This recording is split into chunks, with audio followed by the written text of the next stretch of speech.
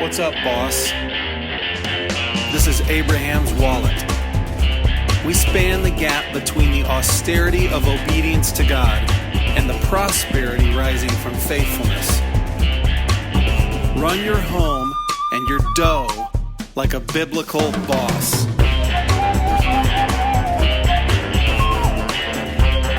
Tell us a little bit about your world right now. You're married, you have a family, you live where? I'm married to Kelly. We have 4 kids. Our oldest is 9. Our youngest is 7 months. And we moved out to Harrison, Ohio, about 3 years ago. We came across a historic house in foreclosure, and we purchased the property. It's a pretty large estate, and we've been remodeling it for the last 3 years. We're living on the 3rd floor, and hopefully we can kind of finalize some things and move into the rest of the house by the end of this year. How big is the piece of land it's on? It's 4.25 acres. And now that's a zag. So tell me why you chose to move from, cookie cutter house to being the baron of the land. Yeah, it's a good question. Well, my last house was awesome. I mean, it was great. I was weekend worrying that house for 10 years or whatever, and redid everything. I had all new bathrooms, all new kitchens, all that stuff, and it was great. I loved it. But when my 3rd child, Luke, was born in January of 19, right after he was born, my wife was scrolling Zillow and came across this property. And it's a historic home. It's 8,400 square feet, and it has a carriage house. And 8,400 square feet with a ballroom. Is there a ballroom? Yeah, but on the 3rd floor, there's a room up there we call the ballroom. Oh my word! Yeah, and it was built in 1857, 1858, and it's got a lot of history to it. It's just beautiful. I mean, it's just really something. And so part of the reason we moved is there's a lot more that our vision can be larger, our field's larger. We can host people in our home and things aren't as crammed. There's lots of extra space for people to stay with us. This year specifically, we got a couple of the bedrooms done in a bathroom. So we have on one part of our house this year, and we've already had 2 families stay with us. Wow. And that's something that was more challenging at, let's say, our last house. So that's a real blessing for Not a challenge anymore. How many bedrooms are in 8,400 square feet? 7. Wow. Okay, you and I spoke at Top Golf, and you intrigued me by what you were saying about your business. But before we get to that, let's go back to the first time that you started running a business, and how did that come about? So probably when I was 16 or so, I kind of started my own construction business. It was mainly just doing painting and drywall work and handyman stuff. My dad, he was a big entrepreneur. I mean, he was always telling me, "Hey, don't work for other people, work for yourself. You can do this, anything you want to do." He was just sky's the limit kind of guy. That's awesome. And so I kind of breathed that kind of thinking ever since I was very young. And so when I was 16, I started working for a painter, and he taught me the trade, and I got really good. And I think after maybe a year, I quit. And then I just started painting exterior trim on houses. And I bought some ladders, and I was strapping them to my mom's minivan and doing painting. And so, and then when I was about 20, I bought my first house.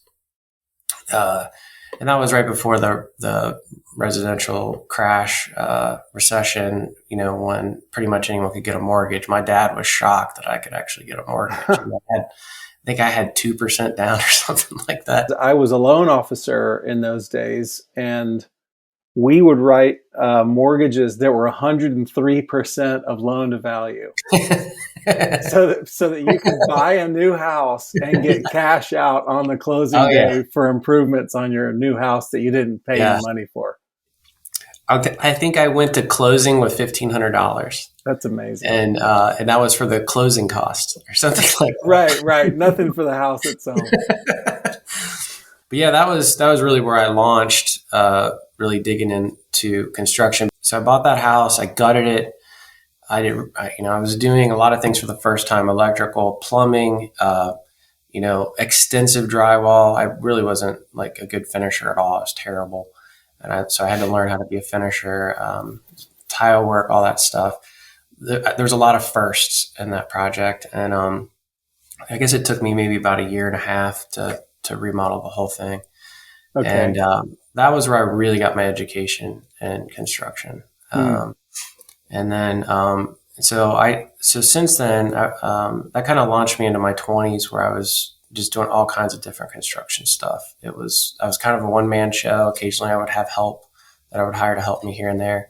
So I was doing decks and remodeling basements and just whatever came my way, I would do it. And then when I hit 25, I got saved. And so that really sidetracked kind of how I viewed work. Like that became a secondary thing. I was really heavy into ministry. I was on the leadership team at church and all that stuff.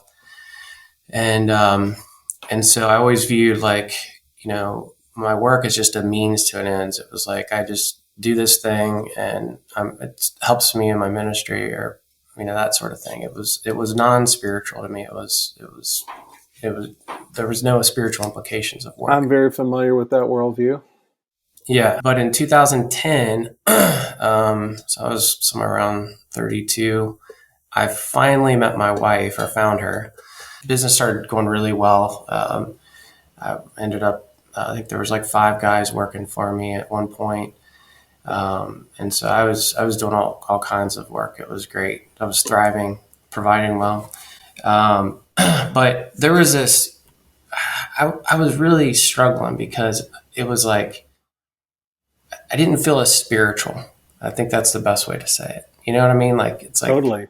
I was very spiritual, doing all this ministry stuff prior to that, and then it was like, that was limited to like the evenings or weekend. So I felt like the majority of my time was not spiritual. And so I kind of felt like I was secondary class or something like that in the kingdom, like the highest achievement is to be a pastor or to be a leader at a church. And then I came across this book.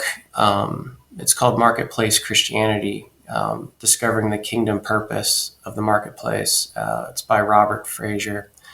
And this book really, really helped put words to what I was wrestling with internally. And, there were certain ideas that he brought up in there. Like he would ask the question, have you ever heard a Christian say, I am so passionate for Jesus, I need to go into the marketplace? It's like, no one ever says that, Right. I'm passionate for Jesus, I'm going to seminary. Of course. So there's this kind of view that there's like this high class, pastors and, church type folk. And then there's the laity, and these people are kind of secondary. But this book really helped clarify and say, hey, wait a second, the marketplace is part of the kingdom, and Christ wants to infiltrate that. He wants you to bring the kingdom into it. And, there's the ideas of the cultural mandate of Genesis 1:28, right? Or the dominion mandate, be fruitful, multiply, and rule. And then, you have the Great Commission coupled with that. And Matthew 28:18, all authority has been given to us by Christ. Go make disciples of the nations. And so it's like, I really, really felt strongly like I need to bring the kingdom into the marketplace. It was just loud. It was like, I just really felt like the Holy Spirit was just, you got to do this, right? You've got to make some adjustments. And so at the time I had 5 guys working for me, and one of them was very spiritual. He actually ended up leaving that winter and going into seminary. And The other four guys they're good guys, and I really respected them, but they just didn't have a similar vision. They weren't interested in the kingdom stuff. They were just good at what they did, right? And so I ended up just letting them all go, and I knew I was going to take a hit, and this was going to hurt me financially and all that stuff. But I ended up hiring a guy I met at church. His name's Alex Kaufman, and he didn't really have any construction experience. And I actually invited him out to help me on a project just to kind of see if he had what it took. Like, does he have the knack? Does he have the feel? Like, is he mechanically inclined? That sort of thing. And at that time, I was pretty good at sizing people up, what their capabilities were. And he had it. I knew he had the inclination and all that. And so basically, the goal was I was transforming my company into a kingdom-minded discipleship program. Okay. That's kind of how I thought about it. And Alex agreed to be discipled by me. He bought into my vision, and so for the next couple of years, I discipled him in construction. I was teaching him how to do tile. I was teaching him how to mud drywall, and all that stuff. He didn't know how to do any of that. Yeah. And but to his credit, he such a humble guy. He like whatever I told him to do, he'd do it. Like, even if he disagreed, and we kind of had this agreement, like, you do it my way first and perfect it my way. And if you have a better way, then, you can do the better way after you've mastered my way. Right. And that humble mentality that he had, I mean, he probably grew in maybe 3 or 4 years and achieved, let's say, experience in that time period what might take a guy 10 or 15 years. Yeah, I believe that. Because he was humble, and he was whatever you want me to do, however you want me to do it. And so there were times where I was very critical. I was like, hey, you overlooked this, you overlooked that. Like, what about this? And he had some tough days, lots of tough days, but he just took it and kept working. And so we did that for a couple of years, and then another thing happened. My dad wanted to retire, and I agreed to take over his business, which is a logistics business. So I was kind of doing assured construction on the side with Alex, and we were getting burned out. And then the Lord sent us Ben Cook, and between those two guys, they were bought into the vision. Both of them have different skill sets. Culturally, we were trying to build and sort out, like, what does it look like to have a kingdom culture, in a business? It's not, plus you got all the business stuff, like, how do we be profitable, and how do you put all these systems in place?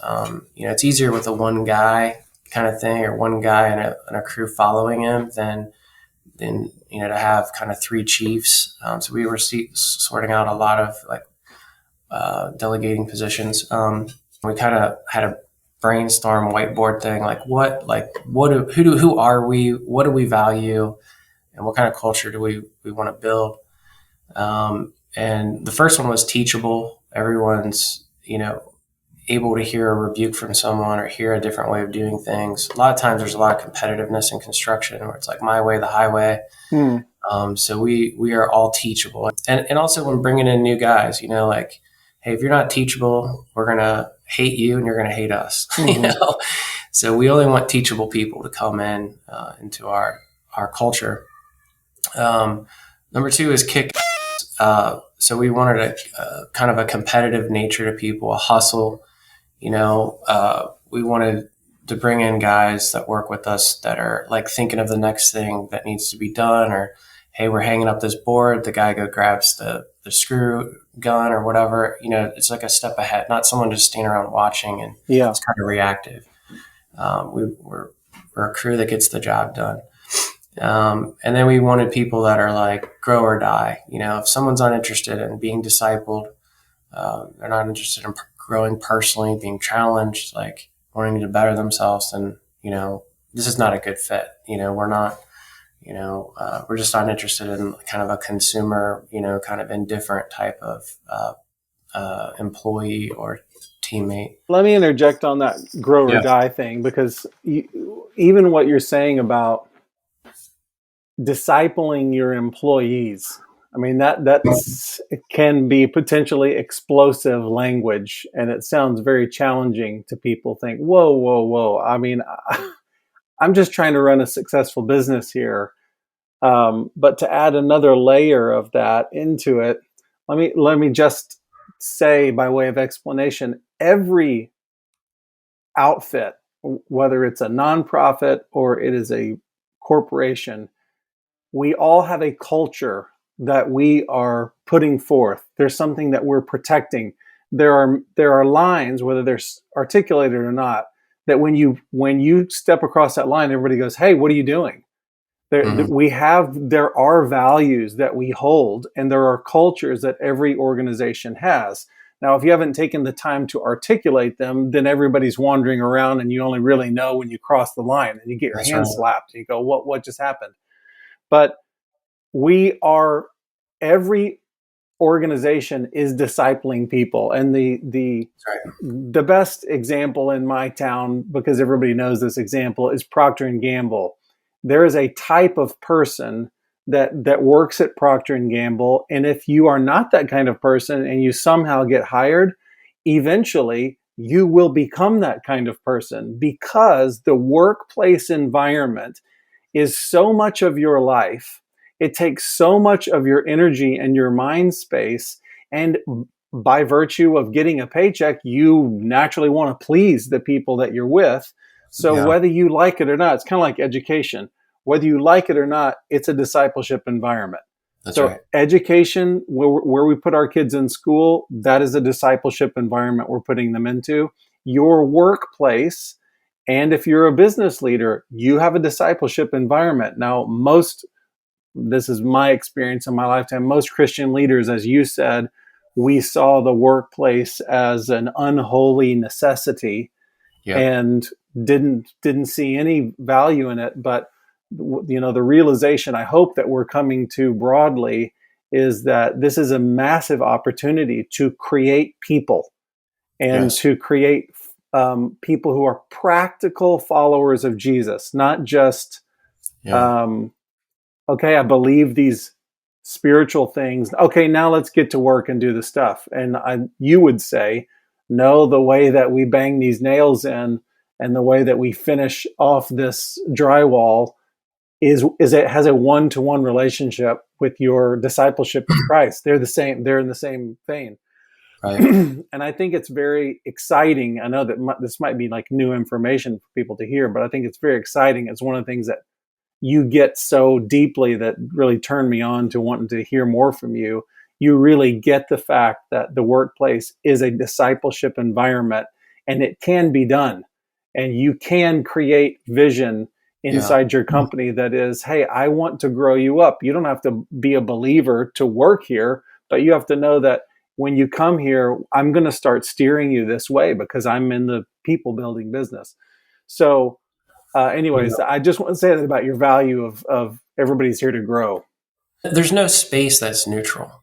A lot of times people make the statement that like, oh, I'm neutral in politics or something. Yeah. The education system's neutral, right? It's okay to send our kids there. There's some Christian teachers there. Well, they can't teach about the Bible there. Yeah. Like the workplace. I mean, there's nothing neutral about any business. Either there's going to be some discipleship or some pushing of culture, cultural norms, what's acceptable, what's not acceptable to discuss or whatever.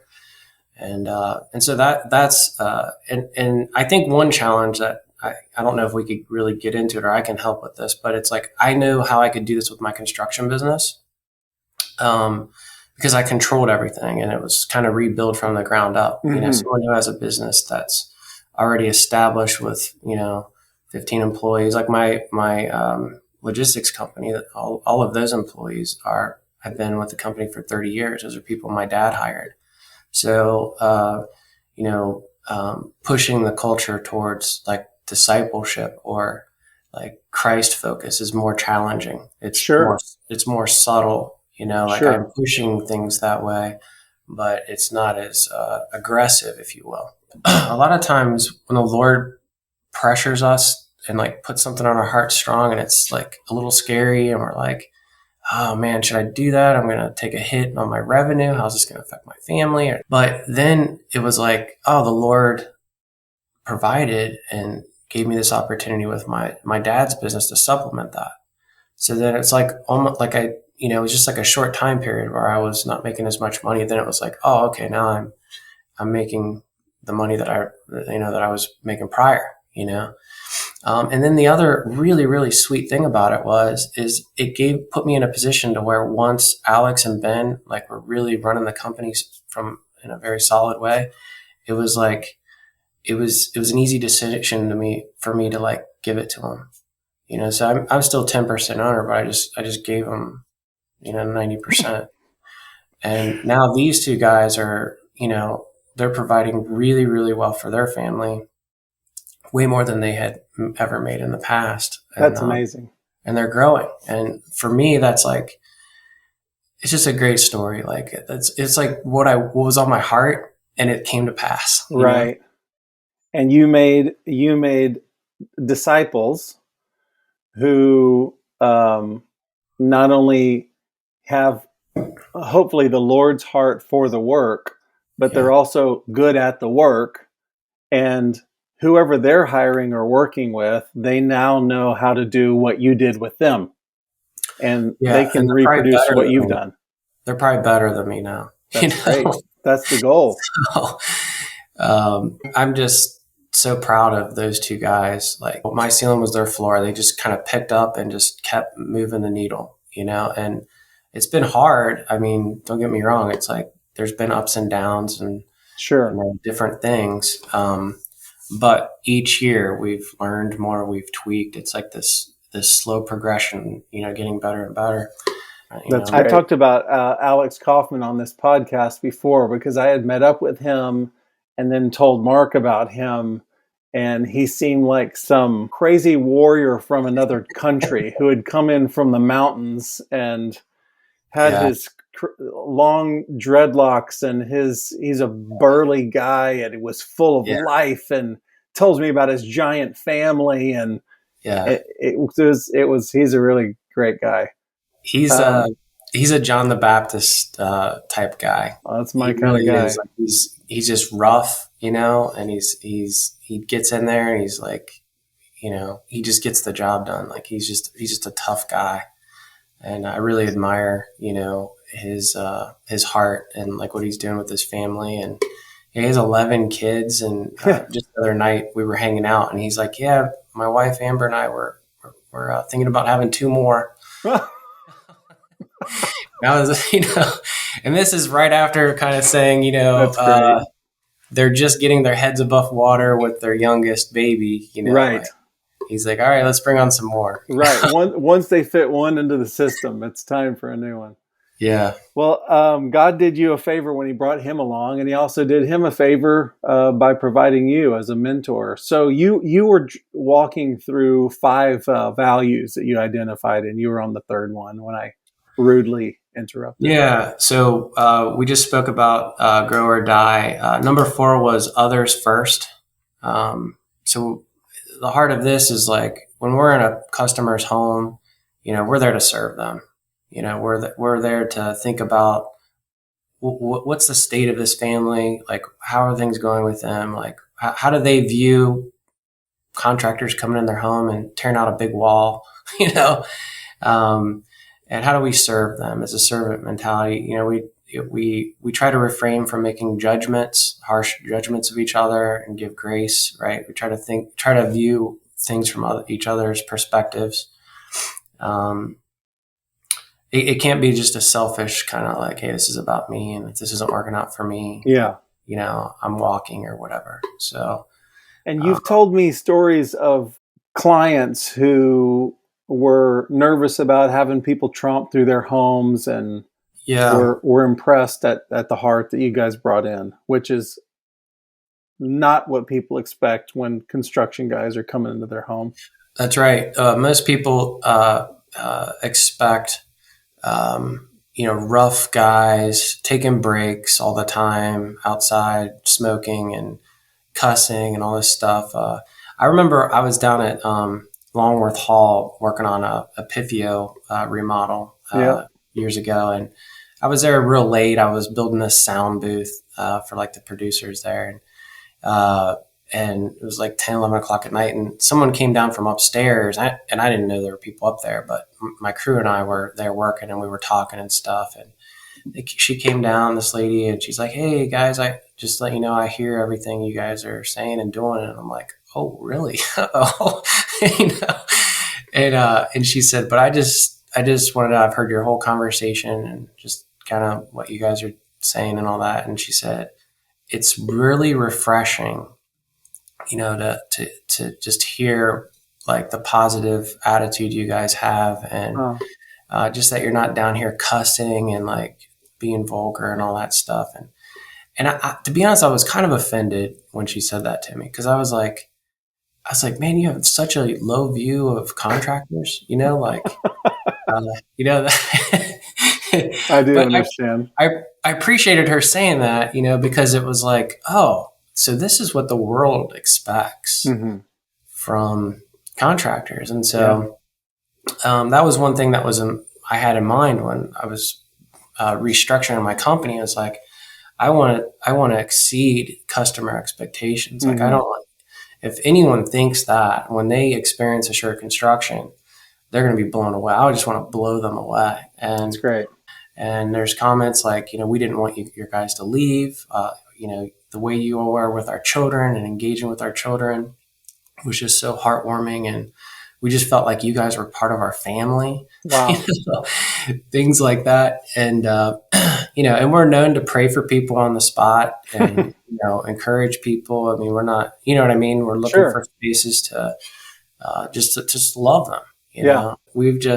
We're always booked. We're, I think we're 3 months now, but anywhere from 3 to 6 months. I think last year we were booked for a year. Wow. Yep. And number 5 was clarity.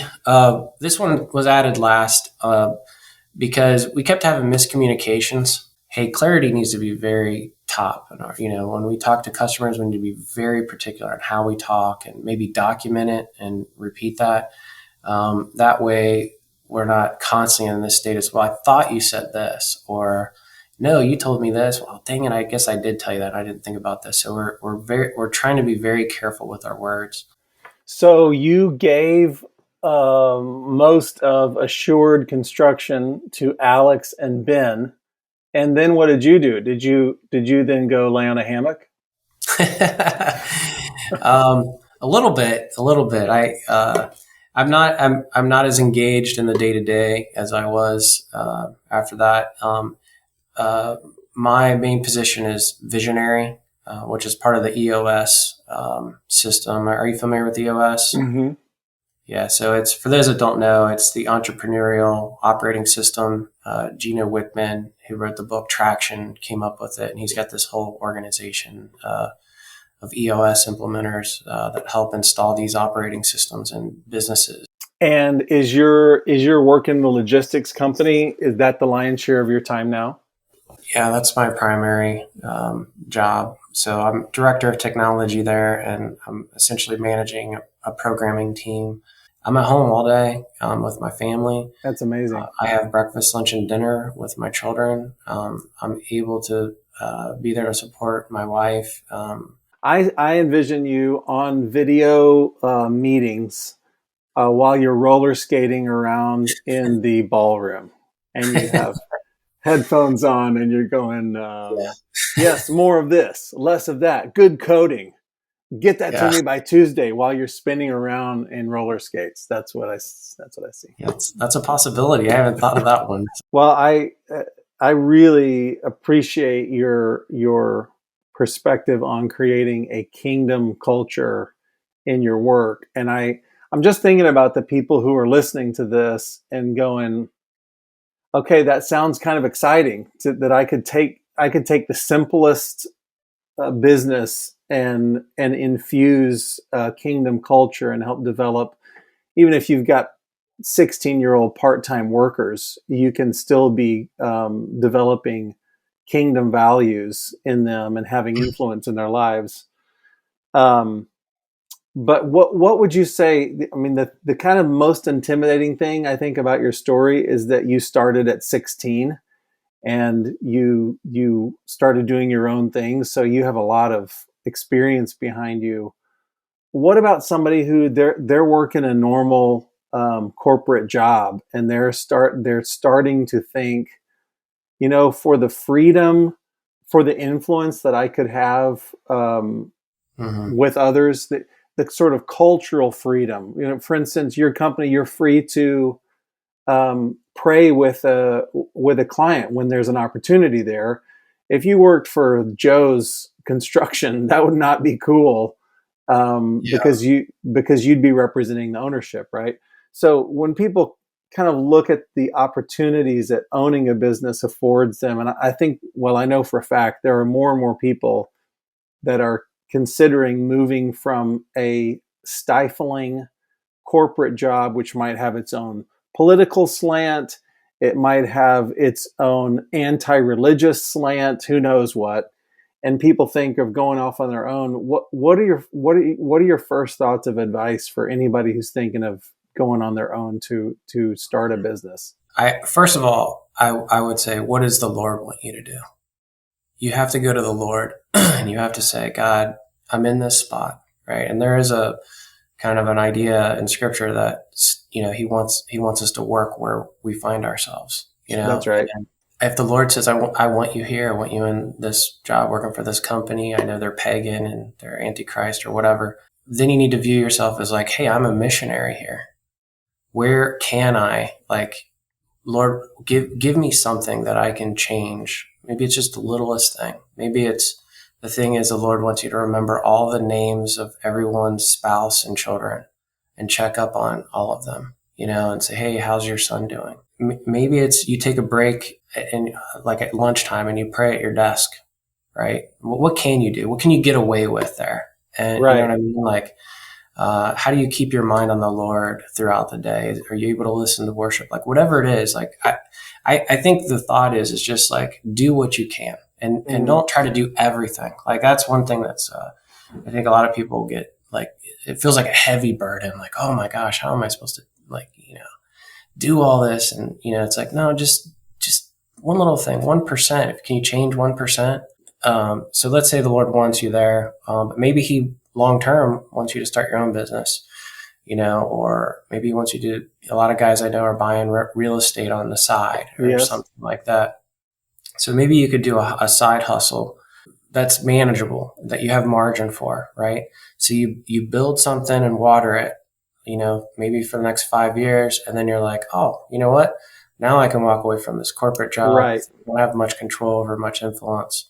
And I have enough foundation to go off on my own now. And so that's kind of how I think about it. It's like a plodding along. There's a book called Productivity by Doug Wilson. Oh, it's very similar to Atomic Habits, but I really liked that general idea. Just do a little bit a day. Don't try to write a whole book in a week. Write 5 sentences a day or something like that. And then the Lord will bless that. The Lord will honor that. Next thing you know, in 6 months, you're in a completely different place than you were. You may be in a place you never even dreamed was even possible. You know what I mean? Yeah. Awesome. Anything else you think people need